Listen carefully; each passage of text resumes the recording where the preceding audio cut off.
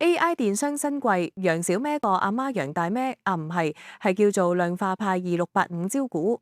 究竟業務有冇潛力呢？又值唔值得抽呢？業務潛力唔止賣貨咁簡單。量化派個親生仔楊小咩，表面係電商平台賣手機、化妝品，但最揾錢嘅其實係背後嘅消費分期加上 AI 風控，即係用大數據幫銀行同金融機構 match 客，賺中介費。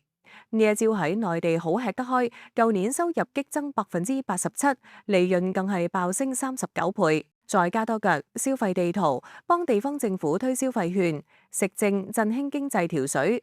個故事幾啱國情㗎，投資亮點搏唔搏得過？一 AI 概念夠潮，公司成日掛喺口邊，話用 AI 做風控同營銷，啱晒而家科網股個口味。而增長數字靚仔，舊年業績好似坐火箭，如果 keep 到勢頭，估值有得諗。三保薦人猛，中金、中信呢兩大行撐腰，上市流程點都有啲信心保證，暗藏風險，小心呢幾範。收入太倚重楊小咩佔90%，萬一監管出手整頓消費態，容易傷筋動骨。歷史遞表5次先上到市，令人疑惑係咪之前有啲嘢未搞掂？今次集資淨額細，只係象徵式上市，咁真係用嚟發展業務，定係純粹攞個上市地位？抽唔抽 IPO？